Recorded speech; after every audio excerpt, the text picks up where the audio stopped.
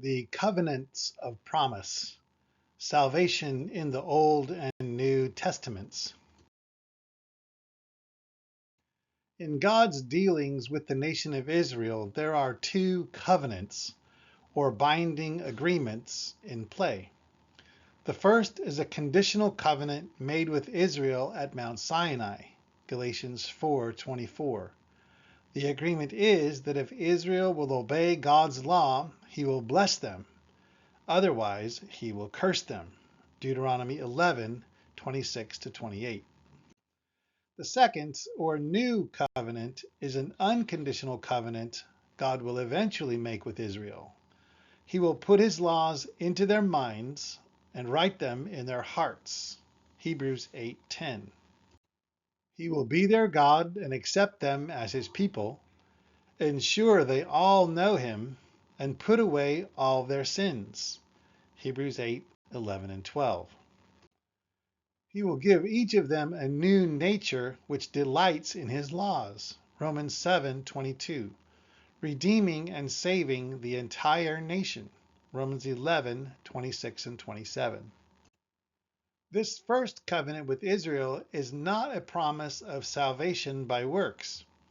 It's simply a promise given to Israel as a nation to bless them if they honor and follow God's law to the best of their ability. Evidently, as a signal to the rest of us that there's tremendous blessing in obeying God, Psalm 1, 2, and 3, and trouble if we don't, Psalm 119, 118. Israel has, of course, failed miserably to keep their end of the covenant and are being punished by God as a consequence. The second covenant God will eventually make with Israel certainly is a promise of redemption and eternal salvation for Israel as a nation. But it's incomplete and mysterious at present how he will accomplish this and what it will look like. In the interim, in between these two covenants, we're left to work out an understanding of how we're all to relate to God. For it's through these two covenants God reveals his redemptive plan. Psalm 50:5. They hold within them the keys to having a relationship with God.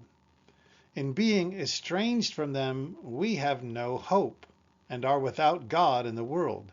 Ephesians 2:11 and 12. Yet these two covenants with Israel don't comprise the whole picture. God makes a third covenant related to redemption, but this one is unique in that God makes it with himself. Galatians 3:20. This is a covenant between the Father and the Son. Hebrews 10:8-10. The Father gives the Son a group of people, the elect or chosen, to redeem. And the Son redeems these people for the Father. John 6:37. This covenant is flawlessly secure because both parties to the covenant are unfailingly perfect. Romans 4:16. This divine agreement is actually the first covenant of the three, made in eternity past. Ephesians 1:4, 1 Peter 1:19-20, and publicly formalized, revealed, and confirmed in front of Abraham well before Sinai. Galatians 3:17.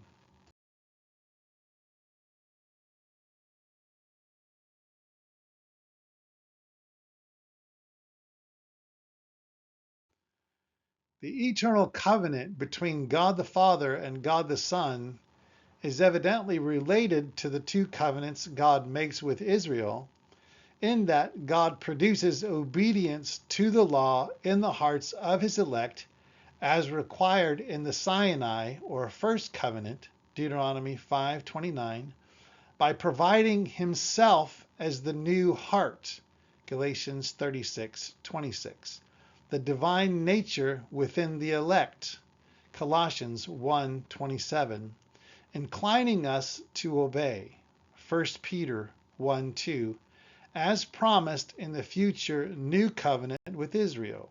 Hebrews 10:16 and 17. In this way, God unites us with himself and his law, so we partake in both of these two covenants of promise he makes with Israel. 1 Timothy 1:6, giving us hope of eternal life and fellowship with him. Ephesians 2:13 and 14.